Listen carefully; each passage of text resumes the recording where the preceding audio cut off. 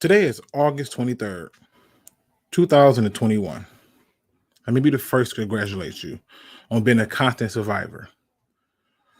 There are many people who see you smiling, who see you laughing, who see you in a constant state of what looks to be joy, not knowing that deep down inside you are fighting a constant battle to smile, to laugh, to be in a constant battle with joy. Let me congratulate you for surviving another day, for being a fighter, for being willing to do the work, to not give in to the voices, to not accept what is not reality. If you are thinking of harming yourself, if you are thinking of harming someone else, please don't. Reach out and get help. Contact the National Suicide Prevention Lifeline at 1-800-273-8255. Whether you know it or not, you matter. People care. I care. And I want to hear from you, not about you. And if for some reason you just don't feel comfortable enough, you just can't find the strength or the will to simply make that phone call, then feel free to reach out to me. And I will make myself available to you in every way possible. Simply drop a message that says, I need to talk. And I will give you all of my energy that I have. So that way we can fight this battle together. You are not alone. Let's talk football.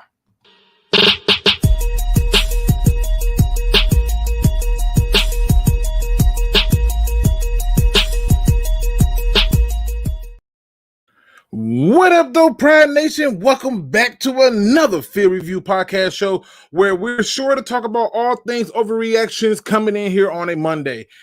Oh, let me just tell y'all, I'm going to get told that I'm on all type of Kool-Aid, that the hopium is running high, and that I'm selling you a dirty bill of goods. But let me be the first to tell you that I am not about selling anything, that I am not just going off of hopium. I am not just going off of Kool-Aid. I am ready to put football in perspective and hope that you are ready to enjoy a good show. First things first, people. We got to kind of talk about some of the things we got to go with. We got to talk about Sewell's second game in the NFL. Let me put the emphasis on that. Second game in the NFL. I'm going to do it one more time for the hard of hearing. Second game in the NFL. We got to talk about that. We got to talk about Dan Campbell. We got to talk about cuts. We got to talk about Jelani Tavai. We have to talk about so much.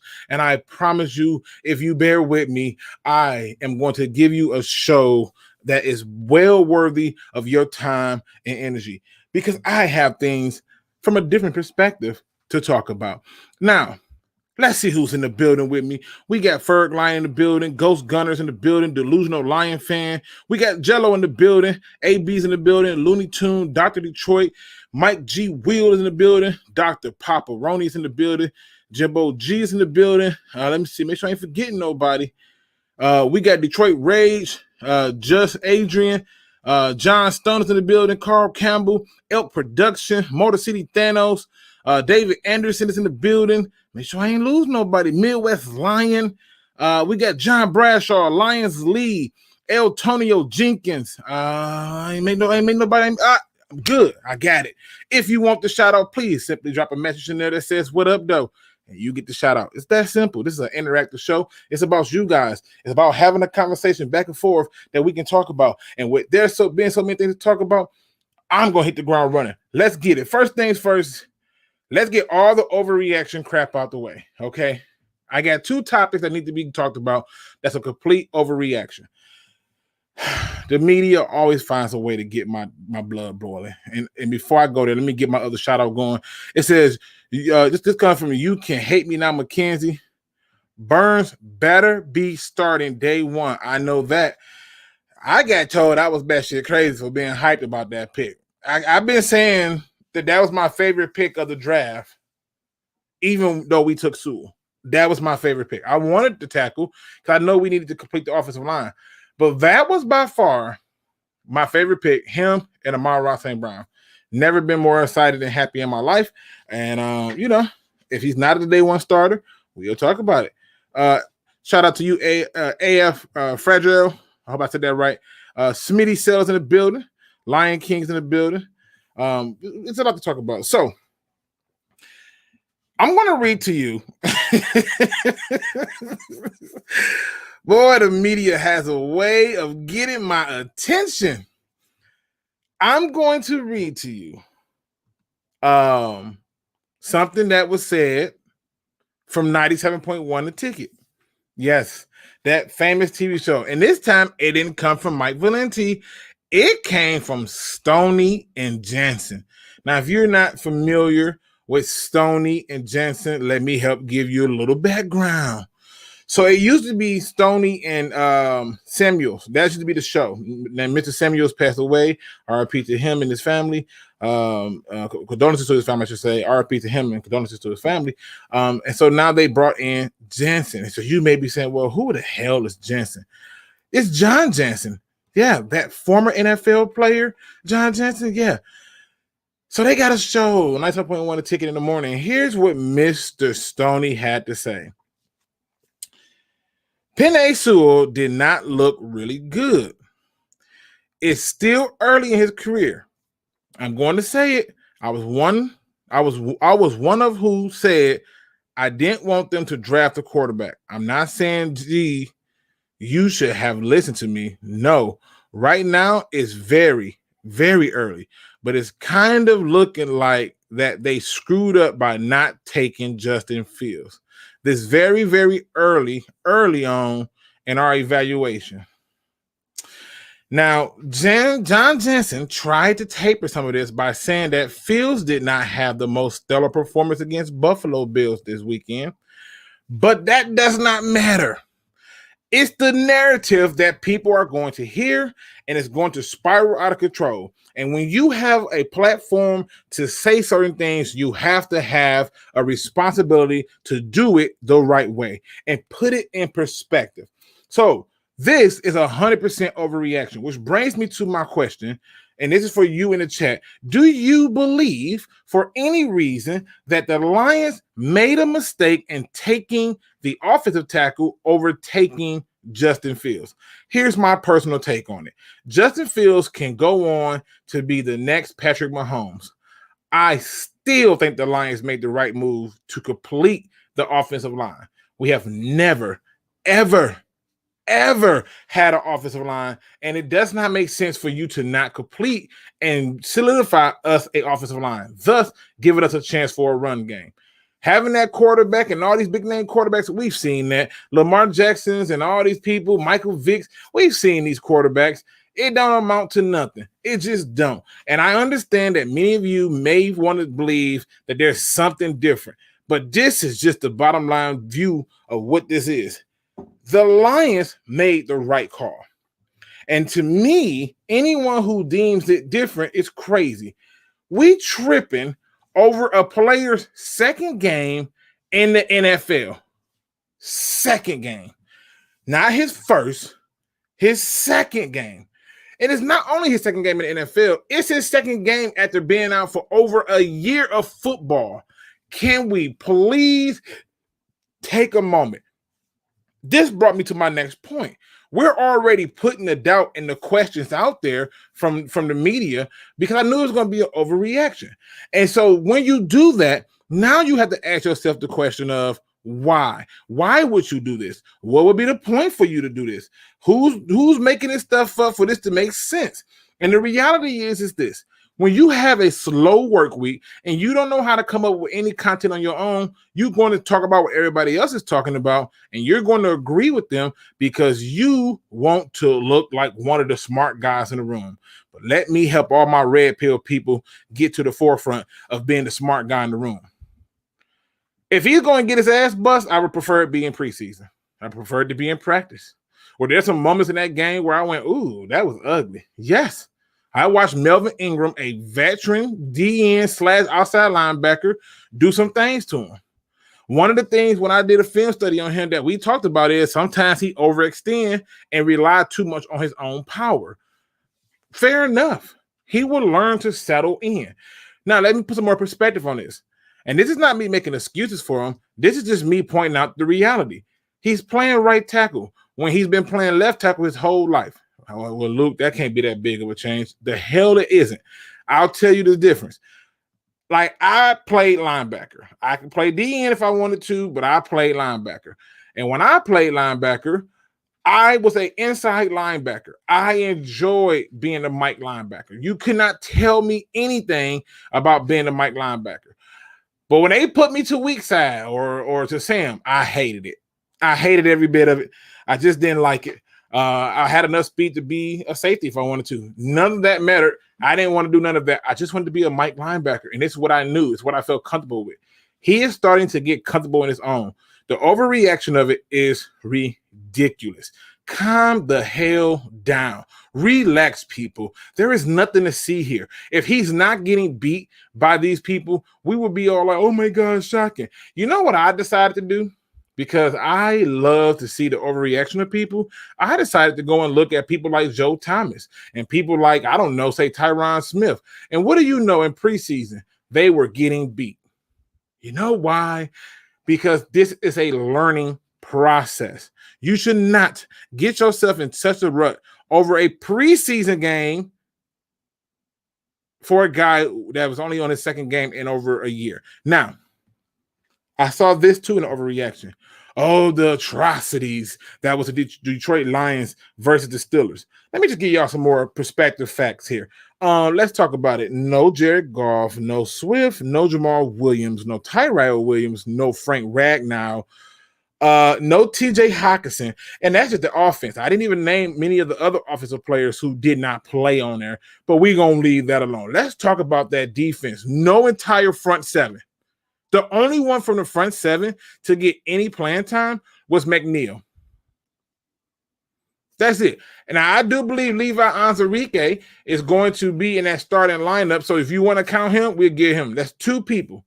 But the entire starting front seven was not in. I know. I got to watch people like Jelani Tavai and people like Jalen Reeves-Maybin, right? And so what they do? Oh, what an atrocity. The Steelers treated this game like a dress rehearsal. Dan Campbell treated this game like a rehearsal. See the difference?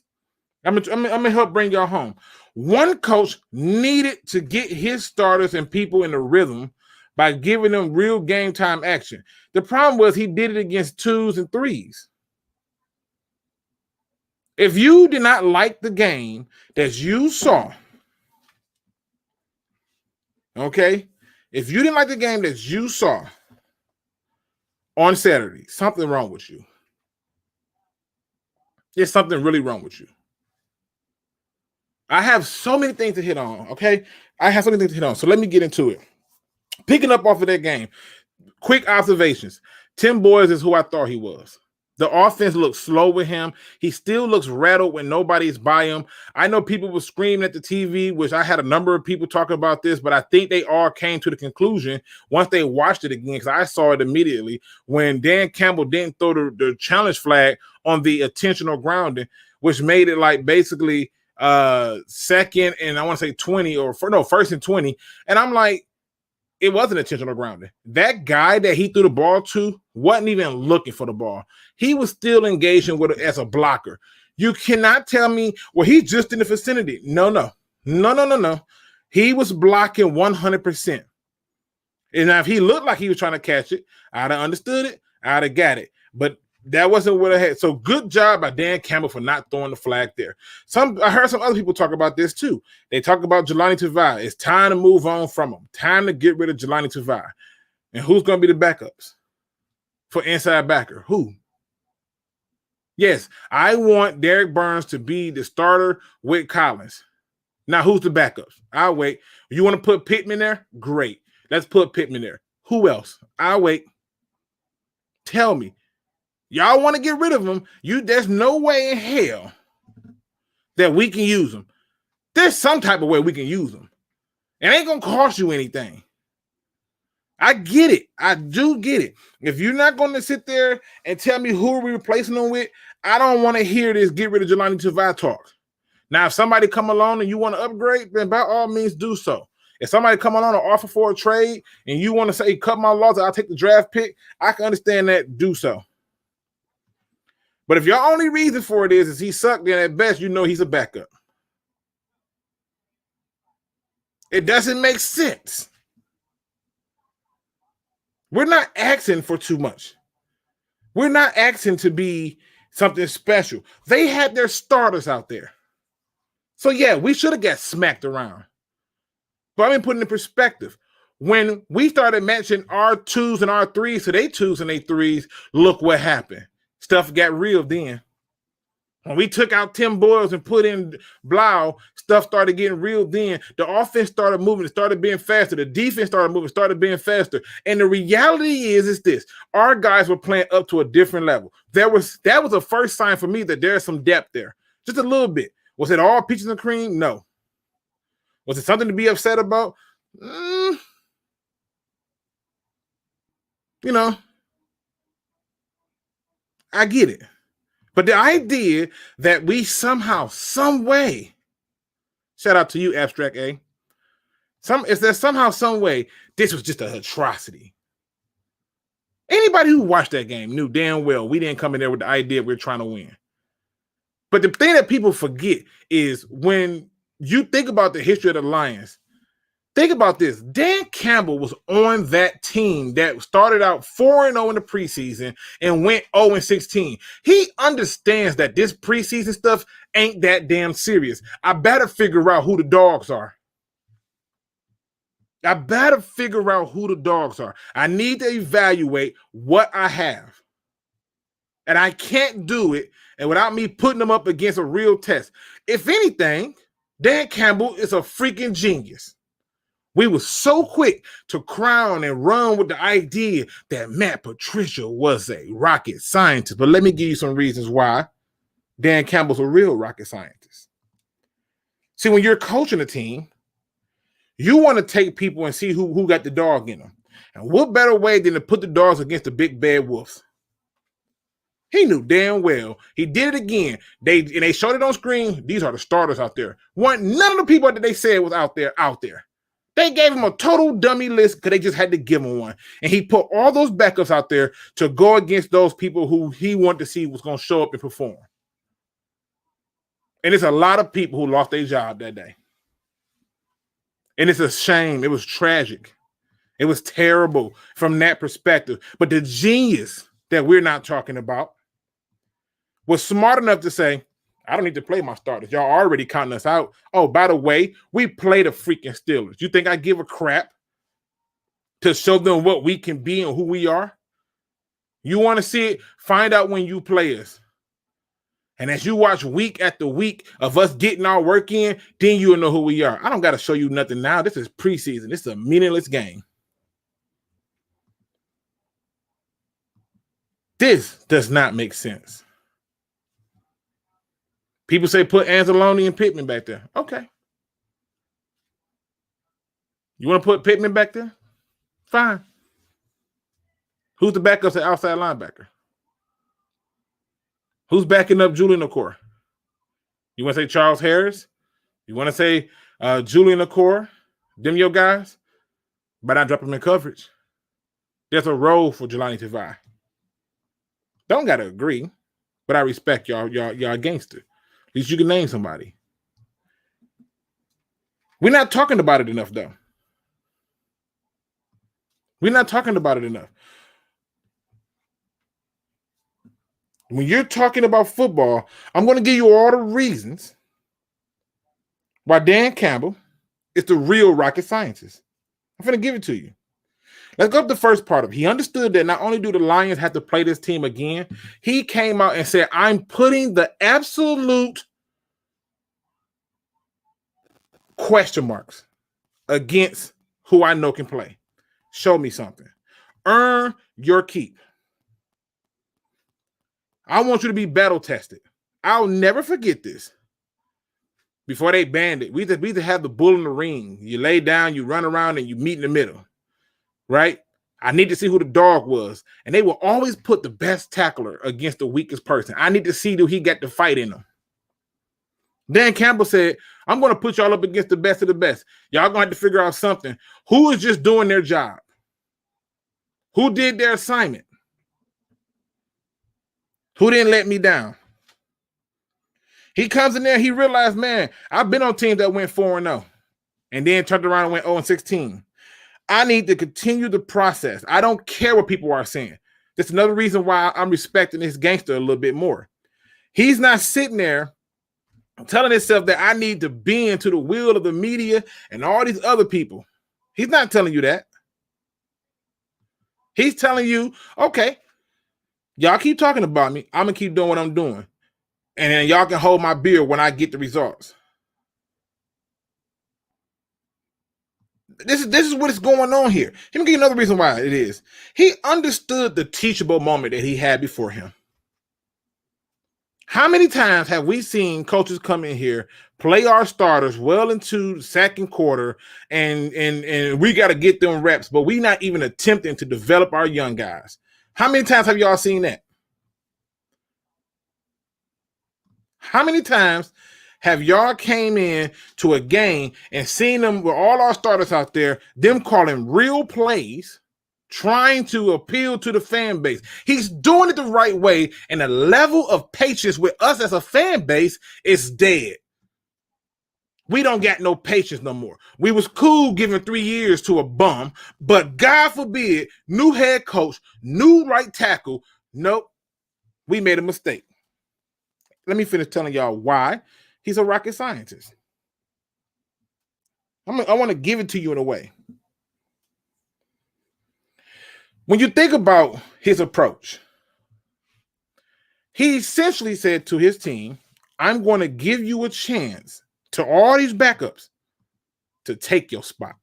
Cement your name. This is your opportunity. This is your moment. You can do this. This is your chance. He set all the most important pieces out and said, this is your chance. And what do we walk out doing? We discover something. First thing I discovered was Brashard Perriman know how to get open. It would be nice as a quarterback and put the ball on him. What else did I discover? I discovered that we really got a situation at the running back position. Because I like Dedrick Mills. I do like Craig Reynolds. And I suspect they are going to have 4 running backs. Right? But I also suspect that the Lions' evaluation of talent isn't based on name anymore. Shocking.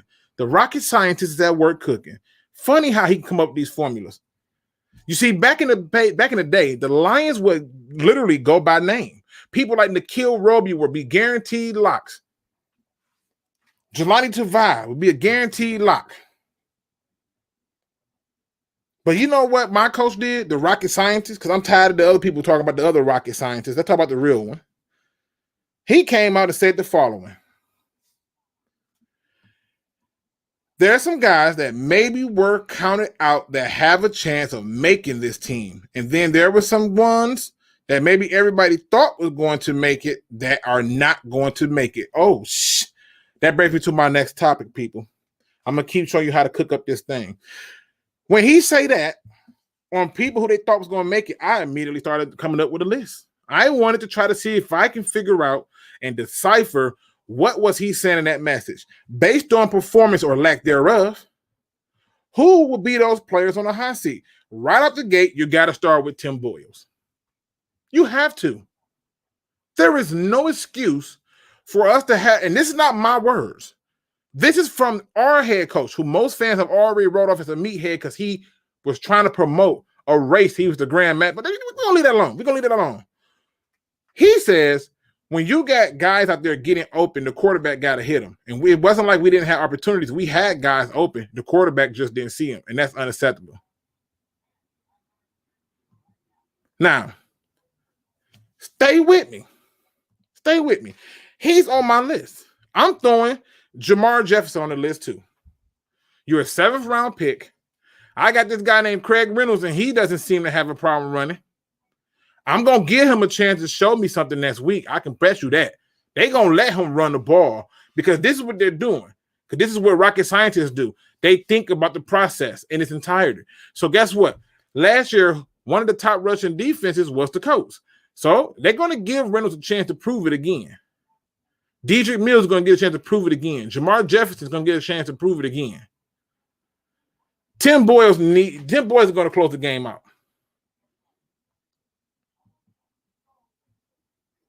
Right? Now, stay with me. I got Victor Barton on there. Has anybody seen Victor Barton? I'll wait. Any sighting of Victor Barton? Do anybody remember Victor Barton? I'm just trying to figure out if I missed something. Did we miss something? Because I'm trying to figure it out. So let's go through and look at something. I love this article. Right? And anytime I see good media, I'm going to praise it as much as I kill bad media. This article right here comes from one of my favorite people, Jeremy Reisman. Why? Because this is brilliant. To determine, based on snap count, on who getting cut.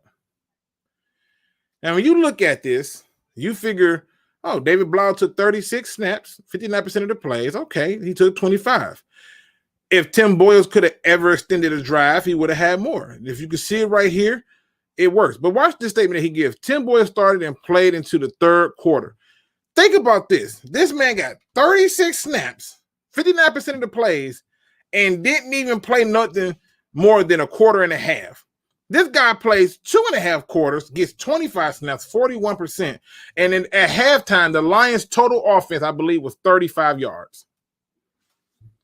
Damn you, Tim Boyles. You was horrendous.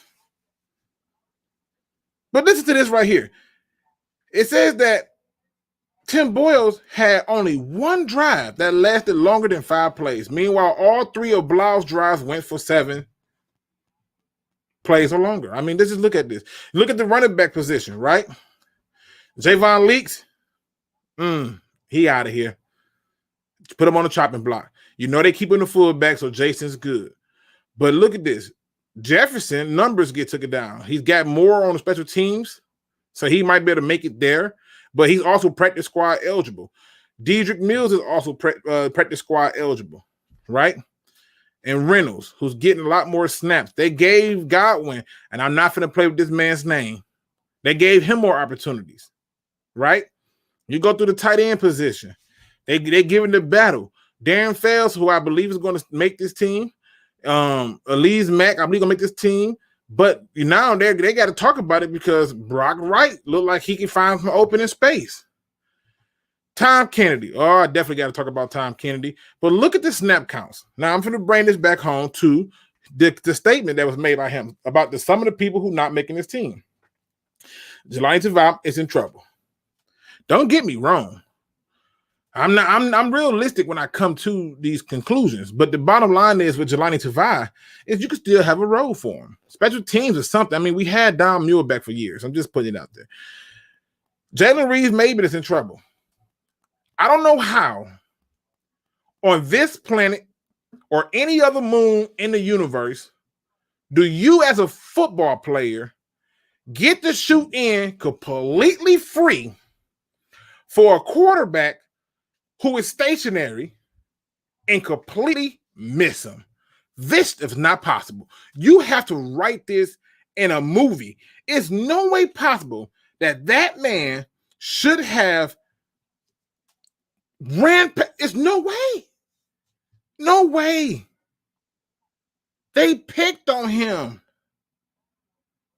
That tight end for Penn State with the long ass name that I always botch, but I do like the player, killed him. But it wasn't as egregious as the fact that this man had a completely free shot. Like it ain't like he had to run from the safety spot on up there. No. It ain't like he had to run from the cornerback spot to get in there. No. He was by the line of scrimmage. It was a free runner. Completely missed him. The devil is a liar. We cannot accept that. That is unacceptable. That is how you evaluate players. You can't even wrap up the quarterback who can't run. You would have thought they had Michael Vick back there. Like Ben Roethlisberger was still back there and was in his prime. Like he in trouble. Another person who I think is in trouble is Mike Ford. Now, some of y'all gonna say, "Oh snap, Luke, I think you wrong about Ford. I think you tripping about Ford. I don't know." Well, I'm gonna show you in a minute why. Let me get on down here. Mike Ford took 27 snaps, which is 42% of the snaps on defense, 13 snaps on special teams, which is 52% of the snaps on there, and got outplayed by this man right here. How long is you gonna give them Mike Ford to be Mike Ford? How long? I forgot Mike Ford was on the team because of how good he was playing in one game. And granted, it's one game. I want to see it done again. But granted, I forgot about Mike Ford. You in trouble. Don't tell me I'm crazy on this. He's in trouble. They have tried him at outside, inside. It's not consistent. You got an undrafted free agent because, you know, Lions fans love to tell me this. Well, he didn't get drafted, so he's not good. Where's that guy? You know that guy that do the Nigerian kid who do the little hand thing, like it's so obvious, like just do this. This is what I'm like doing. Like, come on, bro. Like, this is it. You got outplayed by this dude. Like, we drafted Iffy. But you can't get outplayed by the undrafted. Bro, I can't. Ford is in trouble. You can disagree with me if you want. Okay? Disagree with me if you want. The snap counts tell you. Somebody else that I think is in trouble. CJ Moore. How many whiff tackles did you all see from him? I'll wait. He is such a liability. Oh my God, this dude is a liability. And I'm talking about in the worst way. Bruh. He tried to make a tackle. I'm trying to think what the name of that damn player. Was it Eric Ebron? It was Eric Ebron. Whiffed. Didn't wrap up that. You know what? CJ Moore is in trouble. Right?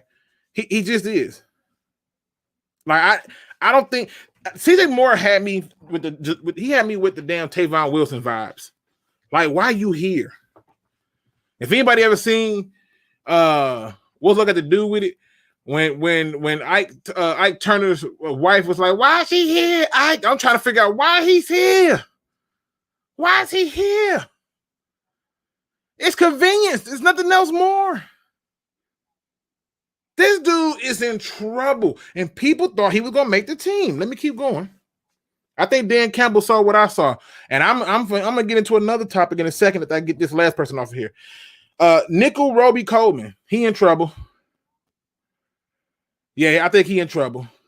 Again, you're getting outplayed by an undrafted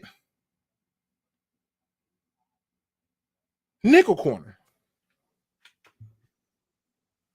This is unacceptable. This is not going to work. This is not how this is. This is not what we are looking for. This is not how it's supposed to be. So that brings me to my next question.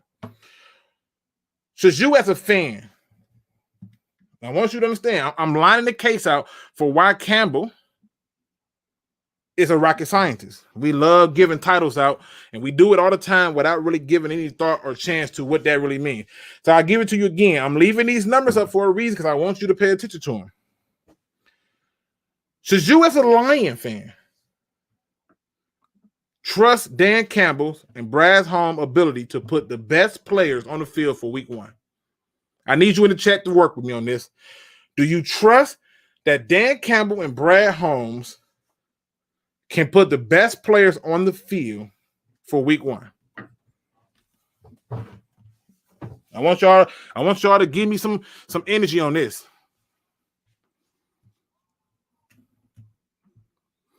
Don Burr says, Luke, we've been telling your ass this team doesn't have the talent to win all the mystery games since the beginning.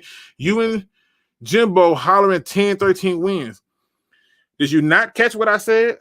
Did you not hear what I said when I said that our backups were going against their starters? And when the moment we put our backups in with their backups, we excelled. The only thing holding the Lions back realistically for even challenging their starters was one, Tim Boyles. Don't tell me we ain't got talent. If you watch the games, you can't tell me we ain't got talent. Look at the chat. The chat telling you we got something here. The chat believes that Dan Campbell and Brad Holmes, they trust them to put the best players out there because it has nothing to do with a name. They don't care. They don't care about your name. They don't. Your name is no longer valid here. This is the scary part of it. And this is the part that I don't think we know. When you're looking at a good coach, he's going to do things out of the box. He's going to do things unorthodox. And that's what Dan Campbell is doing. Give me 1 second.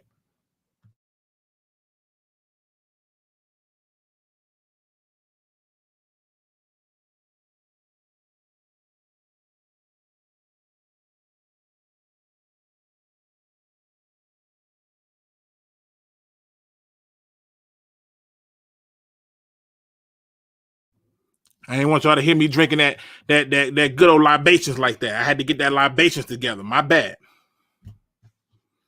Now, stay with me on this. If you trust him like I trust him, ask yourself this question. Why should anyone give a rat's ass about preseason? If preseason is an indicator to what this team is going to be, to what this team does not have, if this is what this is, then let's really talk about it. Let's really put this in perspective. Ooh, what's that, Luke? 2021 year? Huh. Preseason. Huh. So far. Interesting. Who here thinks that the damn Seattle Seahawks really finna be trash because they 0-2 in preseason? Seriously. Who really believes that? Who really believes that they're going to be that? That they're only going to score 10 points for the season? Who believes that? Seriously. You telling me the whole NFC South is about to be hot garbage because of preseason? The Buccaneers is trash. The Saints is garbage. And the Falcons and Panthers are right on board with them. They just a horrible division. Really? Really? Okay. You telling me that Dallas, because they 0-3, is hot garbage. All these teams is boo-boo. Trash. Nothing here to write about. It's preseason, right? The results are indicative of what's to come. Clearly, the Lions ain't got it. Green Bay finna be trash, and the Bears is going to be the buck of the division. I mean, clearly, they that deal. You know what I find ironic? Look at the points for 35, 21, and 16. Yeah, I think that's gonna hold. You think that's gonna come on, people? Wake up. Wake up. No one can be this ridiculous. You think Houston is going to be the top team in the league? Preseason matters. The only time it ever mattered to me is when I'm evaluating who the hell I got. I need to find the dogs. Dan Campbell understands that. Let's talk about Houston. Houston, look at this. 2-0, 2-0, 2-0. They so much better than all the other teams who are all winless, right? Right? I mean, the Super Bowl champ is coming out of the AFC North. Got it. Come on, people. Wake up. Look at it. Tell me where it makes sense. Tell me that this makes sense to y'all. You can't possibly believe that preseason matters that damn much. Come on now.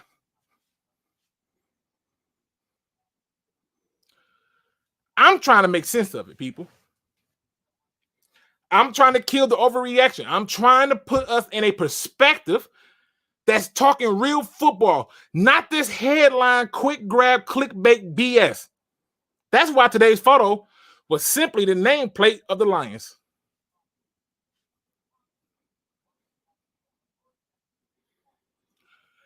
This team is not here to try to win you over in the preseason. They're trying to win you over in the season. Get on board. Have faith. You really wanted them to show the Steelers, a team that they got to play again. You have any idea how hard it is to beat a team twice in the NFL? Twice. This is not possible for people to not catch this logic.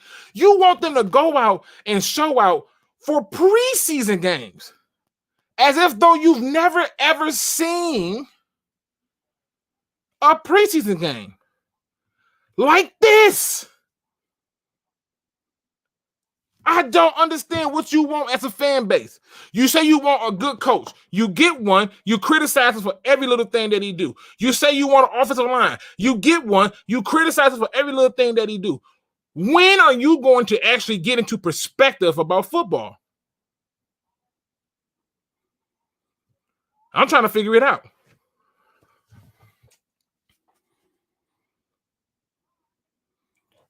If you just look at it from this standpoint, pun intended, the Lions for 2 preseason games have been really good. They almost completed the comeback against the Steelers. There was a lot of lack of discipline in that game. Penalties from Darren Fells. Sue getting beat on plays. Tim Boyles forgetting that he was a quarterback.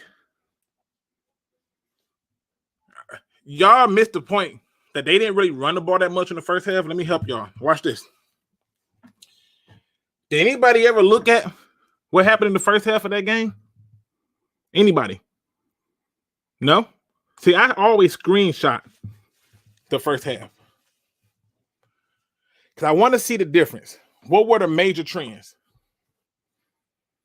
Okay? So, how many times y'all think they ran the ball in the first half? How many? Wild guess, somebody. How many times do y'all think they ran the ball in the first half? Just one guess. I just need somebody to give me something in the chat. How many times did the Lions run the ball in the first half? I'm going to show you how you evaluate talent.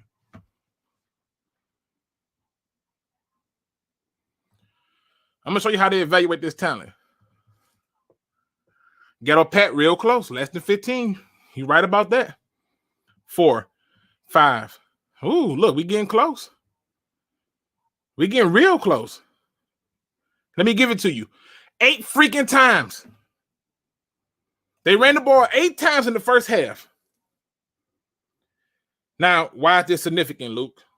Why is this so important that you ask this question, Luke? Why does this make sense? They wasn't even trying to establish a run. They were really trying to see what these receivers and these offensive linemen can do. Who can freaking block? Who can hold a block? Who can read the offenses? Read the defenses and stuff like that. They wasn't even trying.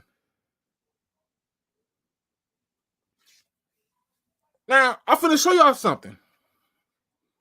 Because there's a certain situation with this fan base where they believe, because they're couch GMs, that they got all the answers. Even though people like Derek Burns said it's a team sport, you're going to call him a liar and say it's fake. Even though he gave you a reason to why he performed the way he performed for the guy next to him, y'all going to call it fake. But they ran it 8 times with backups. Don't forget that part. This is called putting football in perspective. With backups. Now, how many times did they ran the ball total for the game? I'm finna get y'all home on this. Show y'all how to do it. This is where we got to do it. We are couch GM, including you, Luke. Okay. Put me in the boat. I watch football with a perspective. I watch it with a perspective. How many times do y'all think they ran the ball for the total game? What do y'all think? Total game. How many times they ran the ball? 19. Pretty good number. Pretty good number. 11. Remember, we ran it 8 times in the first half. 8 times in the first half. 13. Jimbo G the closest. 14 for the total game. They ran it 22 times. That means that they ran it 14 more times to get their asses back within a possession of the game. That's nuts.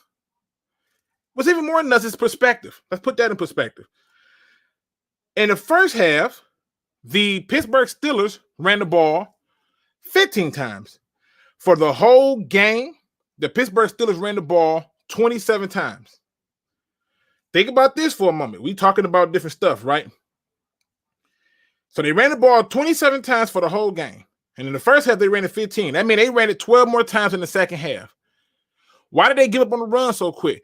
Because our backups was showing that ass out. Derek Burns is all over the field, letting you know he's still here. A.J. Parker was here in the building, letting you know he's still here.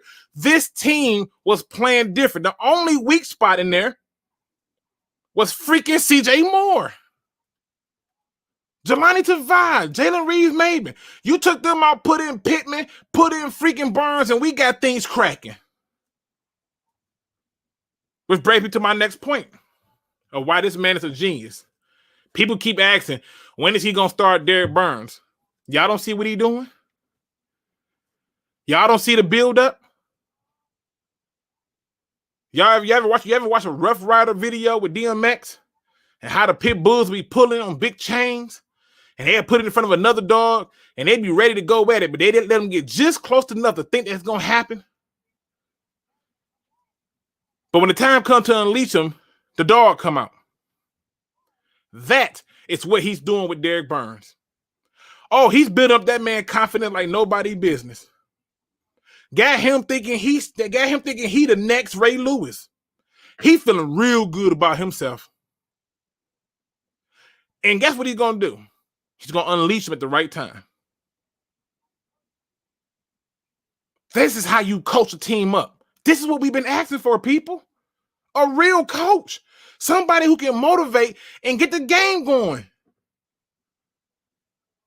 We got dominated for all that time to dominate a full freaking quarter against the Steelers backups.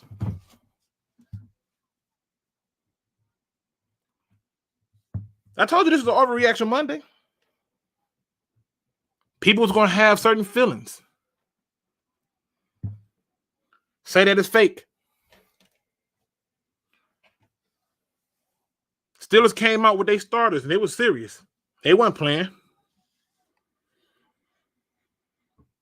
He's building up his confidence. You got Don Burr who can't believe it. See, Don Burr, you got to show him. I ain't mad at that. Buffed up, you got to show him. I ain't mad at that. I'm not mad at the ones who saying show me. I'm trying to help you open your eyes to the possibility. 8 times they ran the ball.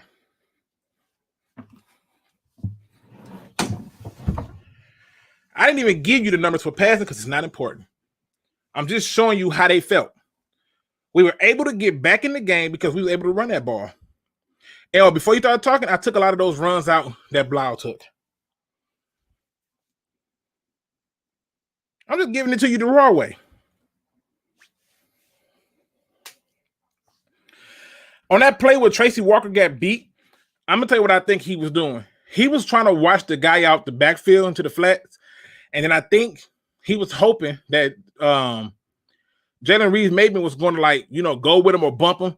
But Reeves-Maybin ended up in the same spot as him, so it was a blown assignment. Overall, it was a pretty damn good game. We didn't play our starters. We got a chance to see some backups go against some real starters. This is a good day, people. Shouldn't be upset. Shouldn't be frustrated. Shouldn't be aggravated. But what did that do? Got people like AJ Parker taking reps with the first team now. Don't leapfrog all them damn nickel corners. Don't leapfrog them. Taking first team reps with Amani and Okudah. And yes, Okudah got beat. And from time to time, he get caught looking in the backfield. That's what he do. But it is what it is. Yeah, Jelani Tavai got stiff thumb and gave up more rushing yards, but let's talk about the people who fell in front of him, who couldn't cut it off. Let's talk about Tom Kennedy, who Dan Campbell said, yeah, we trust him right now. Here I am putting Chad Hansen in there, which I really believe he would have made the team. Now, I already know who the guaranteed 5 is. Well, now I got to lower that number. I know Tyrell Williams is making it. He didn't have to play. So they believe in him. They believe in him. I know that Amon Ra is making it. They drafted him. Quintez Cephas played a little bit. They believe in him. There go 3. Khalif Raymond didn't play. They believe in him. There go 4. Bashard Perryman. Tom Kennedy. Jovan McKinley. There go your receiving core right there. Sage Surratt and all the rest of them. Bye. Perryman got open. Perryman had a good game. Quarterback didn't hit him. Ball was way the hell behind him. Quintez had a good game. I enjoy what Quintez did as well. People are like, yo, why you still got this record up, Luke? Because people think preseason matter. Look at these standings. These are the best of the best of the best, sir. That's what this is. This is what this is. The whole entire NFC South. Garbage. That team just won a Super Bowl. Trash. They can only score 17 points. Whew. They're not real. Nobody ain't saying that kind of talk. That sounds stupid, don't it? Well, Luke, they did just win the Super Bowl. That was last year. Name me the last time a team repeated. I'll wait. Don't care about last year. Nobody believes that this team only can score 17 points when they're not starting people. People talking trash about the damn Rams, and I'm like, bruh, they're not even playing their starting quarterback. These teams don't care. They're evaluating talent. Let me get to my next point. I know this is hard for people. He said, listen, I think we beat Niners week 1 on sheer excitement and adrenaline. Excitement, first-time hype. But this is a 6-7 win team right now. That's not bad for a Bill year. No, it's not. I think we get more wins than that, though. But I do understand what you're saying. I do. Let me get to my next point. Touch, I got a lot to cover on this overreaction Monday. Derek Burns. People. Let's talk about Derek Burns and let's talk about Amani Oruwariye. Now, people are going to say, what do you mean Amani Oruwariye? We were so hell-bent on what everybody else was doing that we forgot who actually did their job. Well, you notice we ain't hear no stories about Amani Oruwariye too much? He's doing his job. He's not getting burnt. He's sticking. And you know why? Because he's handling his business. But that goddamn Derek Burns, boy, I tell you. Ooh, the celebration that I had, people thought something was wrong with me when we drafted him. All I could think of in my head is, here's a guy that can do it all.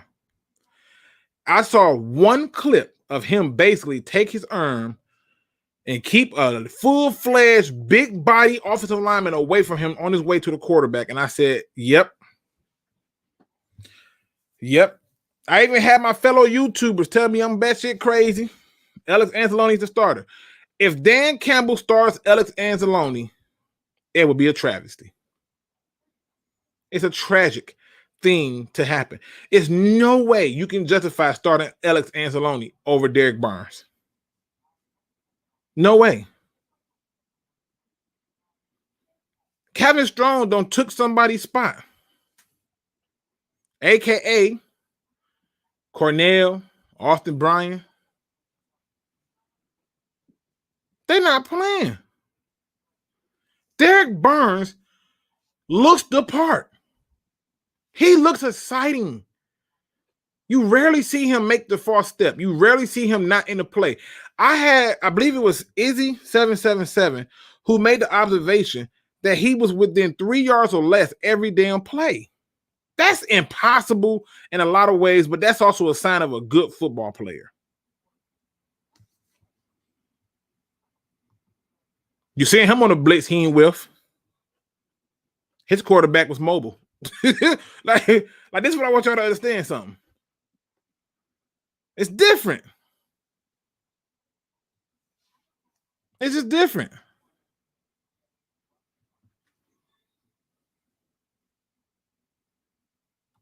I mean, you just got to watch every piece of the puzzle.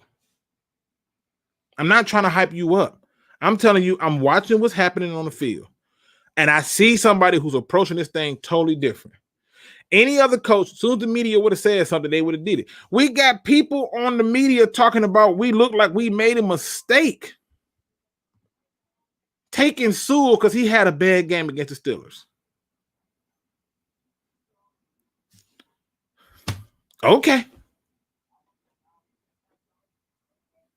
I don't expect him to beat everybody. Oh, by the way, you remember that guy that everybody was all hyped about because we traded a 6th-round pick for him and everybody was all crunk for him? That guy, Everson Griffin? Yeah, he's back with the Vikings. Awesome. What a great pick. Great trade. That was a little sidebar note. I'm petty like that. I'm petty like that.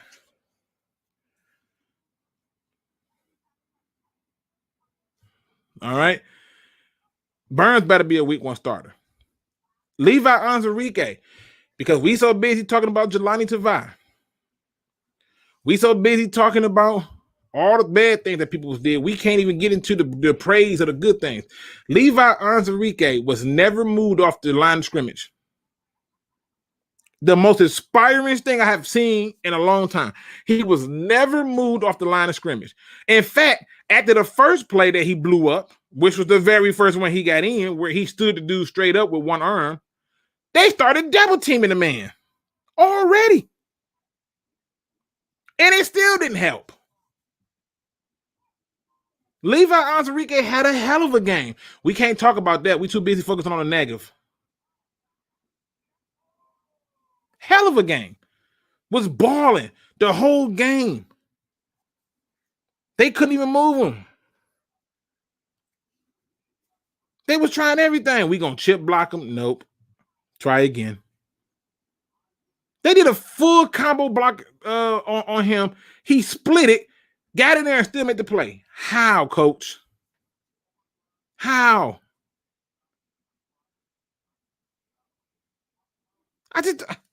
We can't even talk about the good stuff.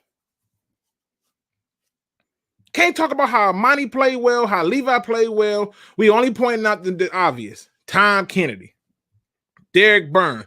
What about the rest of them? What about Kevin Strong's play? What about my man Hector? No, not Hector. That is his name. Malcolm Brown. That's number 61. Malcolm Brown. We didn't talk about how he was getting put on his back and they just took him out the game. Literally getting put on his back. They was like, you done. It's been fun. It says, how was Iffy out there? Iffy, in my opinion, was a little iffy. You know what I'm saying? And I'm not trying to be funny, but there was moments where he had chances to make plays, and there was moments where I'm like, all right, I'd like to see you a little bit more aggressive on that play. But overall, I was cool. Shout out to a lot of the new names I'm seeing. JT's Massive Purpose. Shout out to you, sir. I'm sending a lot of new names in here. Appreciate y'all coming in. I hope y'all hit that like and subscribe button. I talk this stuff all the time. Go tell a friend and tell a friend. We talk real football over here. Real Lions football and real perspective. Get those likes up for me. Burns got an 86 speed on Madden. He a beast. I hate Madden. I can't rock with Madden. The only reason I'm getting the damn game is because my cousin. That's it. I came too close to losing him, and it's what we do that we bond over. That's the only reason I'm going to buy it, because of him. Outside of that game can kick rocks until they fix it. Jello says, I thought Malcolm Brown played good. I could be thinking of the wrong person. Malcolm Brown, if I'm not mistaken, is 61. I'll go and look it up real quick, but I'm pretty sure he's 61. I'm pretty sure, because I remember looking at him and thinking to myself, damn, if you get put on your back one more time, I'm going to have to make a video about it. I'm pretty sure that was him. Let me go and see what they say 61 is. It's coming up right now. Let's see who is 60. Oh, why are they doing it like this? Okay, let me see. Let's see what number is Malcolm Brown. I'm pretty sure it was 61. Or Miles Brown. I'm sorry, Miles Brown. That's it. Yep, it's Miles Brown. Yep, 6'2", 230. Was on his ass a lot. Literally. Meanwhile, Enrique looking like a full grown-ass gorilla bear, manhandling people. We can't talk about that. We only can focus on the negative. This is too much positivity going on. We can't find that. How do we evaluate that? Would you cut Tavai completely, which I would understand, or put him on special teams? I would put him on special teams. He's still a linebacker, and we still need linebackers. And while I do like Anthony Pittman and Burns, if Burns is the starter, that means Pittman and Anzalone is the backup. And you know Anzalone going to get a lot of play in the cover stuff. So, yeah, I would keep him. Shit, and until we get a replacement. But brings me to my next point. Because with cut days come me finding opportunities. Now, y'all know I can't. I've been screaming that one of our weaknesses is safety. And today, a safety got released. A safety that I wanted the Lions to take. A safety I know that comes with a little bit of baggage. But a safety, if given opportunity, I think can perform. Paris Ford is now a free agent. If you don't know who Paris Ford is, go and look him up on YouTube. He plays for Pittsburgh, opposite of Hamlin. And I'm telling you right now, he just don't care. He's trying to knock you the hell out. All right? I was so hyped when I saw he was released. I said, oh, we can get CJ. We can get CJ up out of here. We can move Dean Marlowe to the free safety, and we can put my man Paris Ford at the strong. Or we can leave Paris Ford at the free, and now you get a young guy that you get to develop. But he got released, people. Listen, let me read to y'all what they say. Paris Ford was part of the roster cuts made on Monday by the Los Angeles Rams. Former Pitt's defensive back was fighting an uphill battle to make the Rams roster after not getting selected in the NFL draft. Because you know, most people like to come and remind me of who did not get selected in the NFL draft. And when you don't get selected, that means that you're not good. We're going to leave that alone. It says Ford did not record a tackle in the Rams' first two exhibition games, so this move does not come as any surprise. Ford will have to wait to see whether he is able to stay with the Rams organization as a practice squad member. Oh, y'all want him as a practice squad member. I want him on the field because I know on special teams he'll play for me, and as a filler in, at safety, he can play for me. The talented safety made headlines back in November when he decided to opt out of the Pittsburgh football season after 7 games. To concentrate exclusively on preparing for the NFL draft. At the time of that decision, Ford led Pittsburgh in both tackles with 45 and interceptions with 3. He led the Panthers in both those statistics during the 2019 season as well with 97 total tackles and 3 interceptions. Jesus, that's a lot. That's a mouthful. But let me just show you why. Nope, I can't do it. I can't risk getting cut off. Too close to the season. They're not going to get me like that. I would take him in a heartbeat. He young. They already done counted him out. I would take him in a heartbeat. I would.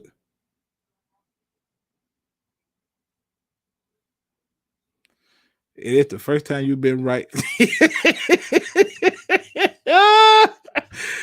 That means someone else is looking at safety.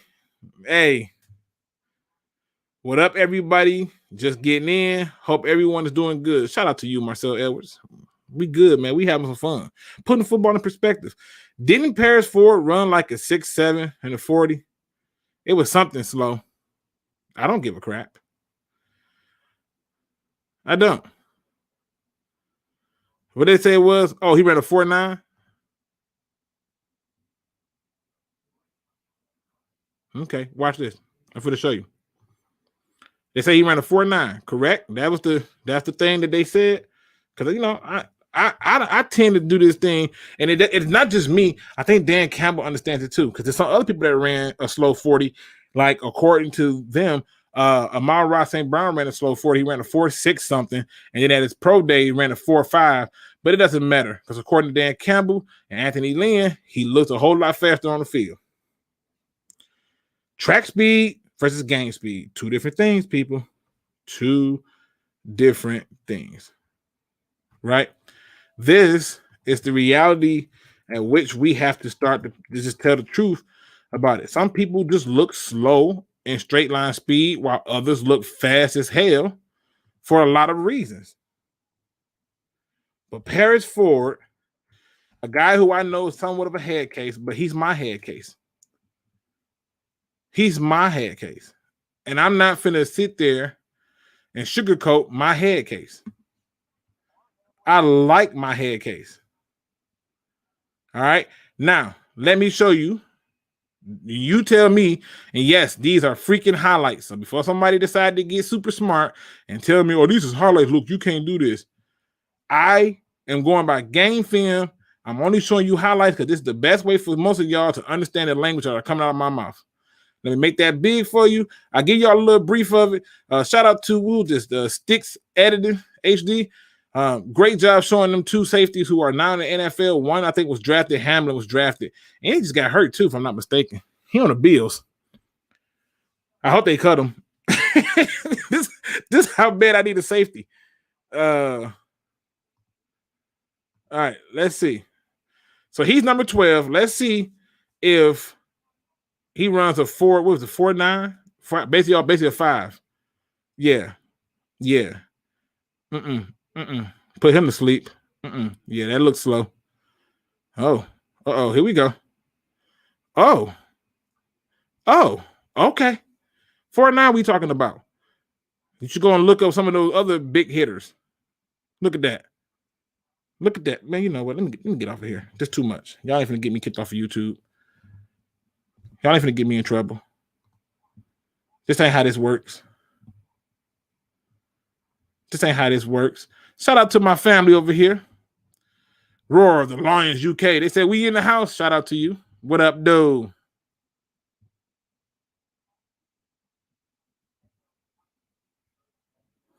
It says, Luke, you can't hit like that in the NFL.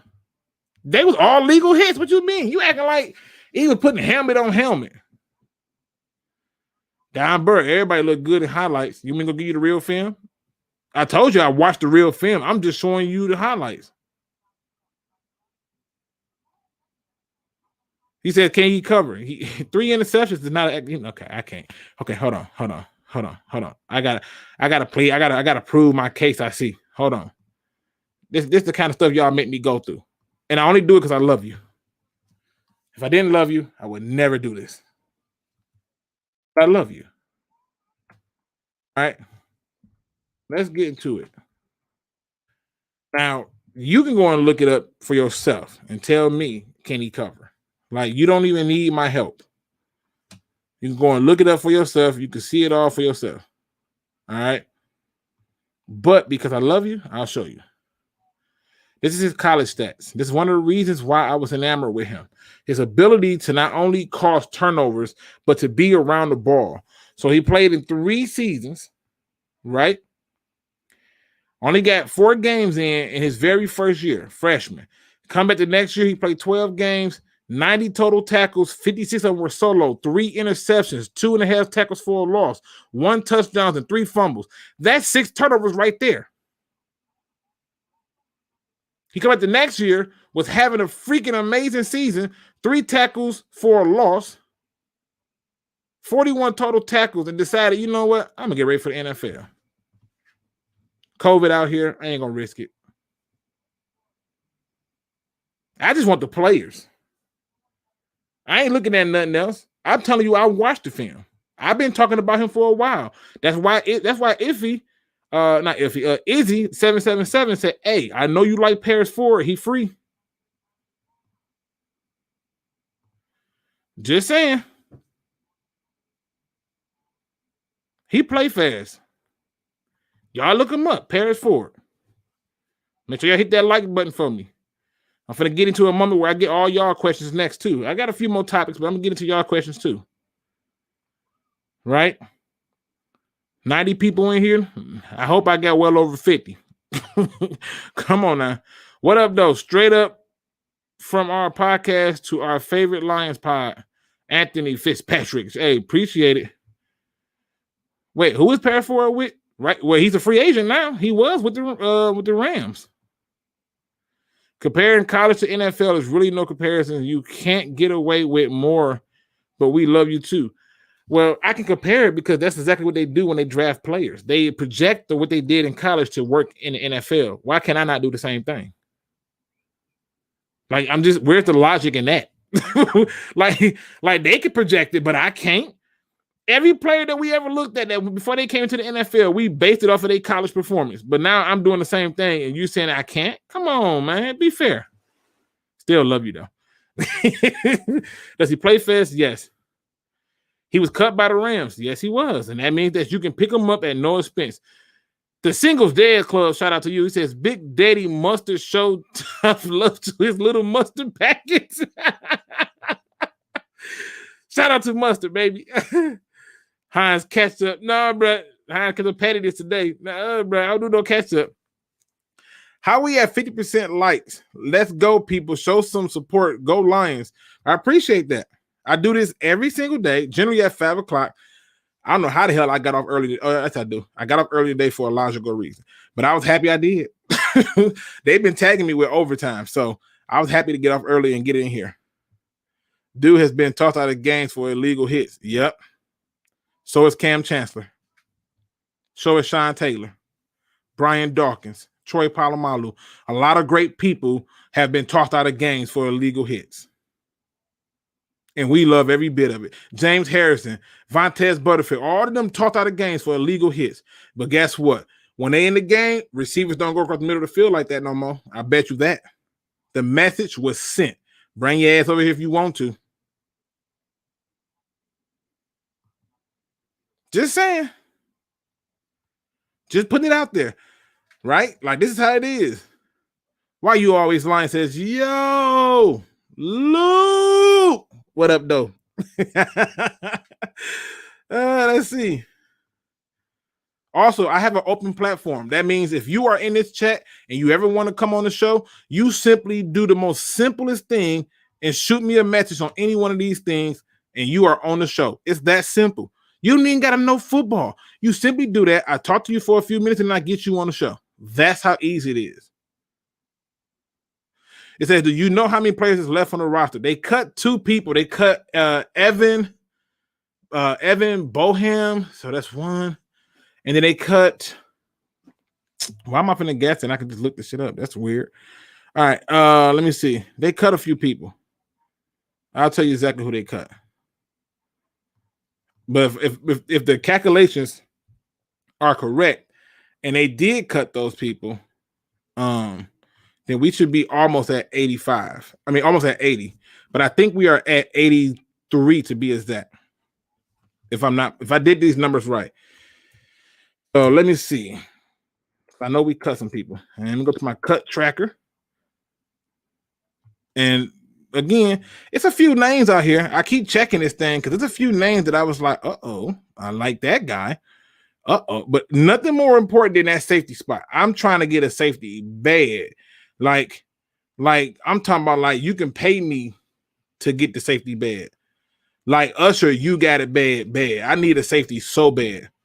I even thought about Kayvon Frazier. I was like, damn it, can we work with him? I just want a safety. I cannot do this CJ Moore thing.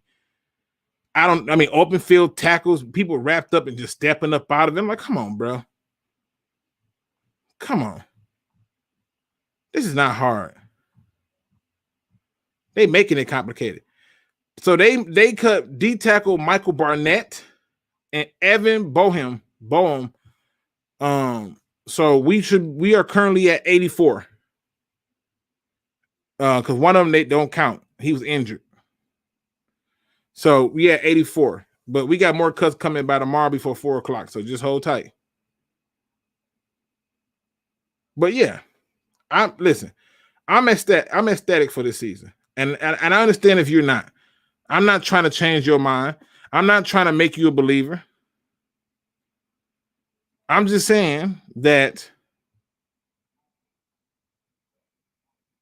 that's what I'm saying. You cannot compare. I'm just making the point that there is a difference to college play and NFL play. He got cut. He got cut because he was never going to unseat the starters at the safety spot on the Rams. He wasn't going to take Taylor Rapp's spot. Like whose spot was he taking? Like, I'm being honest. If you go through right now and you look at the Rams, he already knew that he was coming in as a tryout. Like, whose spot was he going to take? Think about it. He's trying to come in. I'm only asking him to come in as a backup. I'm giving him the same shot. But he wasn't taking Jordan Fuller's or Taylor Rapp's spot. That wasn't happening. It just wasn't happening, unfortunately. So yeah, it was an uphill battle for him, and he was going to always be in that position. So I get it. Like, I don't know how he can take any of those spots. So I'm just putting it out there. Let me get into this part where I get to y'all questions, because I know y'all got questions about the game. I know y'all got questions about players and people being cut. And so at this point, this is where where it's about you. Give me whatever questions you got. I'll answer as many as I can. Run through them as fast as possible and get her done. It says, question miss. You put Tavai on special teams. Do you think he do better? I think that right now he's a necessary evil. And what I mean by that is this. It's not a matter if he's going to do better or get better. It's better to have him on the roster than to just cut him. Because when you just cut him, you are essentially not getting anything for him, which means that you know that most of them backups are going to play special teams. I don't want Pittman or Anzalone or anybody playing special teams. I want guys who barely own the roster to play special teams. And if Jelani Tavai can save me some trouble in that area, I'll take him. Hell, we kept Jalen Reeves-Maybin for years because he was good at doing the special teams thing. I just need Tavai to be willing to run down there. A lot of teams do this. So that's all I'm pointing out. Can't Parker be a backup? That's what you always say. It says, can't Parker be a backup? It sounds like he finna get some play because they got him with the ones in practice. So it sounds like he finna be moving on up that list.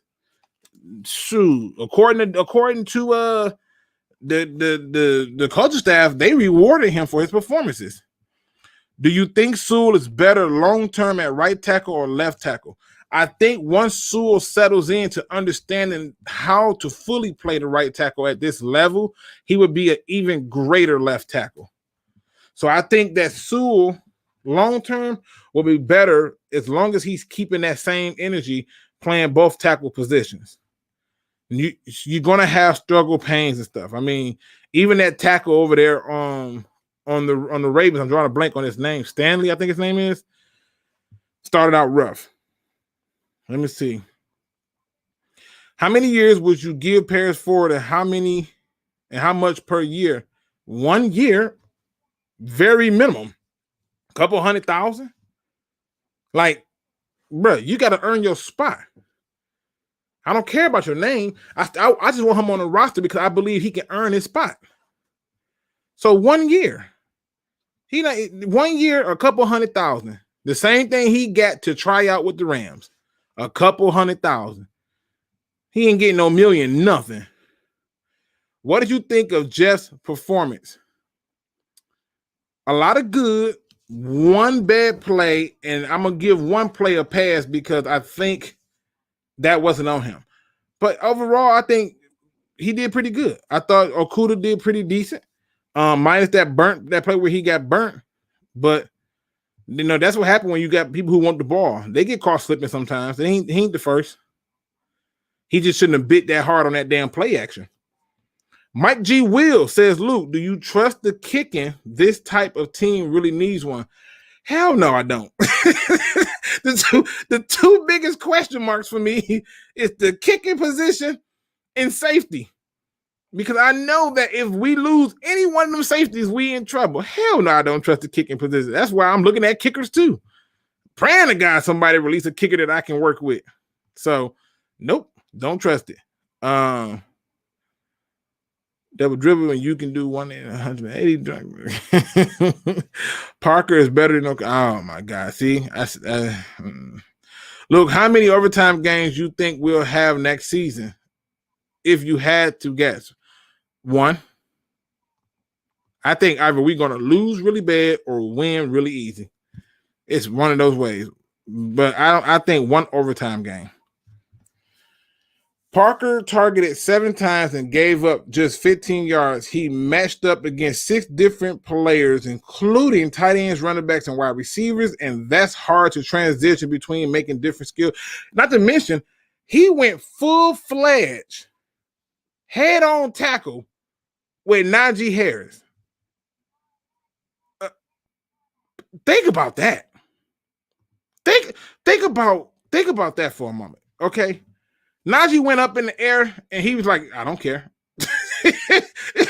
I don't care. This ball ain't for you today. This is the wrong moment for you. Then there's another time where I thought, I'm like, Harris finna run him up. He went straight down. Let me get that leg. Get you down. Very impressed. Very impressed. I walked away very excited with the idea that this is how you find the dogs. But if you're like trying to figure out why am I impressed that he did that with Najee Harris, that man is like 6'2", 6'3", 230. You didn't even shy away from him. Most people be trying to shy away from the big dogs. Not him. That man had 4 touches for 10 yards because we had some dogs who wasn't afraid to tackle him. You cannot make this stuff up. So this is where I get excited. Luke, why is everyone trying to push Taylor Decker off our team? Let the chat know that Taylor is a good left tackle. Because they don't know better. We have been traumatized for so long that we don't know better. It's one of the reasons why we jump on board with media when they want to dog the head coach for putting a helmet on to promote a sporting event in the city that we need. That race in the city brought a lot of money here. And he was a pivotal point of doing it because people was happy. When he walked out into Ford Field for that open practice on Family Day, the fans clapped for him. Very excited. They have a new hope and a new belief. So I can't even get them convinced to believe half the things that I want them to understand. I'm hoping that they can understand to at least stop overreacting and put football in perspective. Must have really hated double dribble. He ducked my question on that. Double dribble, did you talk about the video game? I like the double dribble, the video game. It was fun. In fact, I think I still got it. Tim Tebow at cornerback is better than Okudah. Buffed up. That's why you got that bag on your head. You tripping. Okudah did well. People are just focused on that. No, it's always one play. It's always one play. Jared Davis' credibility went out the door the moment he got beat on a perfectly designed play. It's always one play. Are you concerned with the O-line depth? Nope. I think I've seen enough to know that we can survive if need be. But nope. How's you and your family doing? This the 3rd time I asked you this in 2 days. No, it's all good, bro. I appreciate it. The family is doing great. I hope your family's doing great. In fact, I hope everybody in here family is doing great and they doing great and they doing what they need to do to stay safe and stay healthy. So yeah, I mean, everybody's doing great. Believe it or not, tomorrow's my youngest son's birthday, so he'll be turning 2, and I'll be celebrating that with him. So I'll probably come on and do a short show, and then have fun with my boy. So was very impressed with Brow's development. He looked like he belonged. He was playing like that when Patricia was the coach. The problem was, like when they lost Stafford, he was balling, but the offensive line couldn't keep him clean. And when he would take off and run, people already knew, like, bro, you have no running back. You ain't got nobody to throw. He was balling like that before. Just saying. I'm going to try to jump on with you by the Rams game. Hey, let's get it then, Cap Ice Cold. Get on here. Get on here. I talk football with everybody. It's all good. I love the game. Parker plays a lot bigger than 170. He weighs 170. Man, that boy was tackling like he was a full-fledged safety. Like he was a big safety too. He didn't even care. Plan B. I love that name. Luke, for the love of God, is Victor Bolden. Oh, what I call him? Bolden? Look, I told you I can't say names. I told you I suck at it. I'm honest. I couldn't. I suck at names. Thank you for correcting me. Hungry Panda Studios, Reynolds, Parker, Kennedy are top of the list of players that deserve to make this team. I think Reynolds could make the team, but they're going to have to carry 4 running backs, and I think they will. Reynolds or Jefferson as the running back 3, Jefferson, and I'll tell you why. There was one particular play where Tim Boyles was getting ready to throw it, and they set the blitz, and Reynolds blocking was horrendous. I don't even want to call that a block.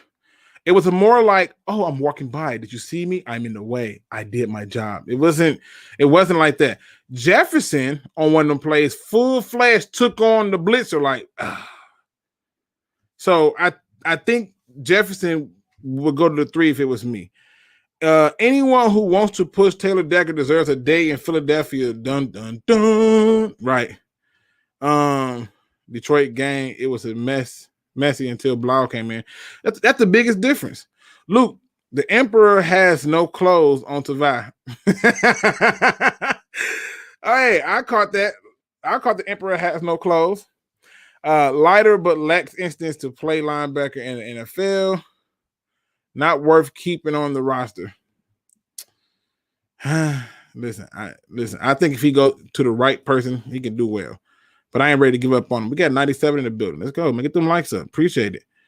What do you think about coaching comments about some players we thought were going to make it or not going to make it? I think that I came up with a list of people who I think he's referring to, starting with Tim Boyles. I think Jamar Jefferson could be in trouble if he don't start to pick up his game in his next game. I think Victor Bolden, whatever. Victor Bolden, I think he's in trouble because they didn't even give him no snaps. Jelani Tavai is in trouble. Jalen Reeves-Maybin is in trouble. Mike Ford, CJ Moore, Nickel Roby Coleman in trouble. And I'm gonna give you a surprise one. Nick Williams is in trouble. He really is. He's in trouble.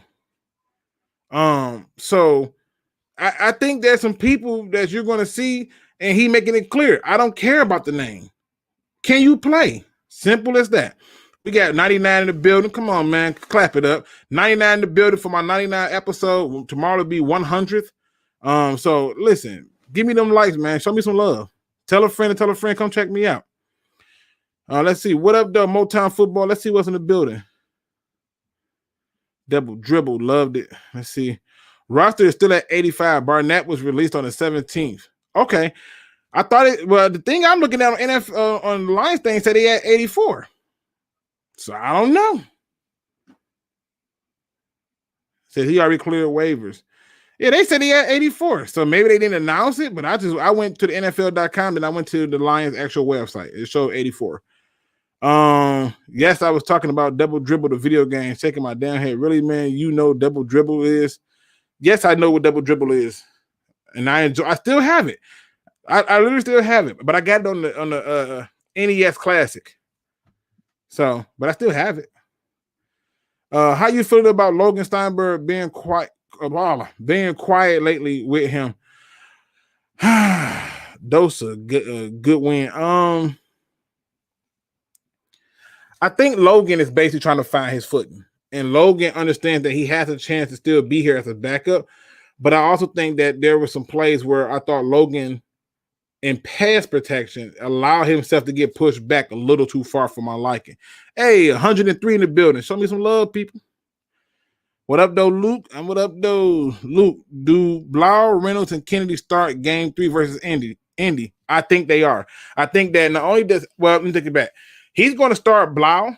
I think Reynolds don't start. I think Reynolds, if he do start, it'll be like in a switch up. They want to see more of Jamar Jefferson. They want to see more of him. To try to get him, and then they want to see more of Javon McKinley. Say Surratt, in my opinion, is done. That pass he dropped, you got targeted one time and dropped it. It was, bruh, this is the wrong league for that, especially being an undrafted free agent. Wrong league. What do you rate Levi's performance? A+. He was never moved. He was constantly giving push, and even it would have been considered pressure if the ball wasn't thrown so quickly. I enjoyed what I saw out of him in that first game. Does Reynolds make the 53-man roster?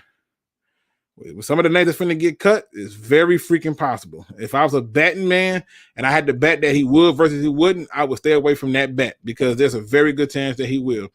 Do you think this is Jamie Collins' last year on this team? I think this is his last year. I do too. Because you got enough draft picks to draft somebody else, and it makes a lot of sense to do just that. You see Patriots want to trade Chase Winovich. I'm thinking we trade Tavai for him.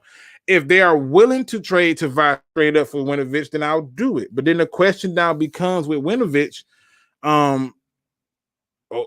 is he's going to be in a backup role, right? Because you can't put him at inside. So that means Charles Harris is finna probably be in trouble. So, but I that's a trade I wouldn't fight against.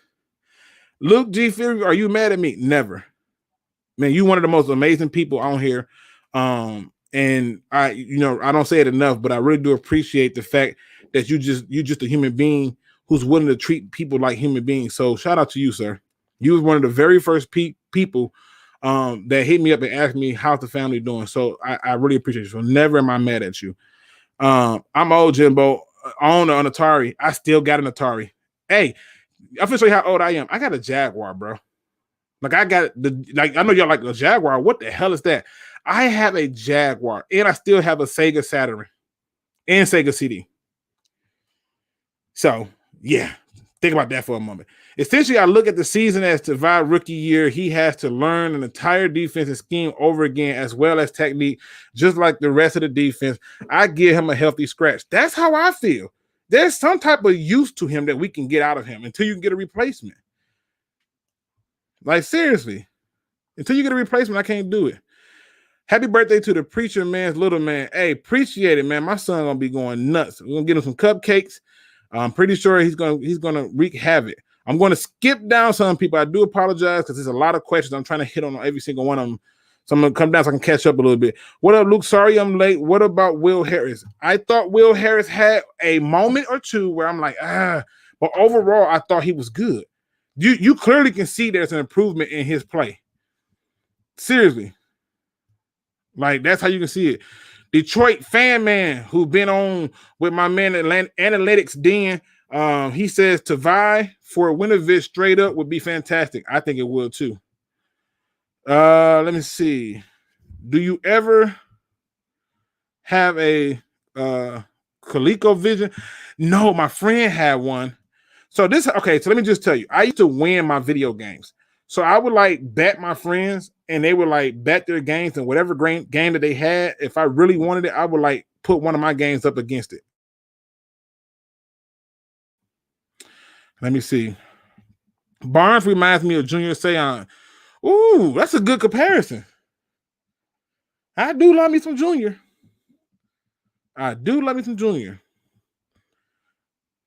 It says he was cut today. That's why we're at 84. Okay, look, I just went to their website. It said 84, so I went with it. I could be wrong, or they could have posted it wrong. I don't know. Harris has definitely improved. It's very obvious that he's improved. So, I'm just saying. All right, people. Let's go ahead and do it, man. I got to wrap it up. Got to go spend time with the family. All right. You know me. I want to always thank every single one of y'all that came in here. I think I hit 105. Awesome. I appreciate y'all so much. I hope I was able to give you a show that you can listen to again while you at work, or if you're already at work, I hope you enjoyed the show. I hope you are having a peaceful day at work and your supervisors or bosses ain't bothering you, or the clients ain't bothering you, whatever y'all call them. I just hope you're having a beautiful and wonderful day. I can never, ever, ever, ever leave a show without leaving it on a positive note. And that's because I believe there's enough negativity in this world. I don't want to add to it. Okay. I'm trying to bring it down a notch. So today's positive quote comes from the internet. I don't know who this person is, but I like it. They say, stop going places with people who's going nowhere. Real simple, right? Let's bring it back a little bit. Stop going places with people who's going nowhere. Now, when I first heard this, I thought to myself, damn it, that used to be me. Always trying to ride with the people. Like, they good people to me, but they wasn't going nowhere. Every time I came up with a big idea, they shooting it down. And it got me to thinking about you in the chat. There's somebody in here right now in the chat who need to hear this, and I want you to catch it because I'm going to toss it your way. You have been riding with some people who have been toxic and not for you. They ain't heading nowhere. Every time you think of something big that gets you to a point of success and beauty, they have to talk down on it like, oh, that won't work. Oh, that's a pipe dream. No one's going to do it. But you realize something. That every time you ever had that great idea, it was often the same person to remind you that it was a pipe dream. You need to go ahead and expel that person. You need to get that person the hell up out of here, because 100% they are not for you. Stop riding with people who can't take you nowhere. Stop giving energy and time to people who want to feel good by watching you suffer. Some of y'all think y'all got friends, and them friends are smiling in your face, laughing behind your back, because it's easier to be a snake than it is to be a friend. There are some people right now who don't like the fact that you changed. They need to remind you every single day that you are no different than what you used to be, and that they know you. But if they truly know you, then they would know that you have the ability to change. You have the ability to be better. You have the ability to move forward. And if they understood any part of that, they are truly a friend. But if they can't, then you are once again in the car with somebody going nowhere fast. Slow down. Take a second to breathe and understand that, guess what? Whatever destination is for you, and I do mean there is a destination for you. Whatever destination there is for you, once you get off their ride and decide to do your own thing in your own ride, now you don't have to worry about people taking you nowhere. You will be the captain of your ship and know where you're heading. With that being said, ladies and gentlemen, please hit that like, subscribe, and notification bell. Please make sure you join me again tomorrow as I talk some more Detroit Lions football, putting football in perspective, where we talk all things Detroit Lions.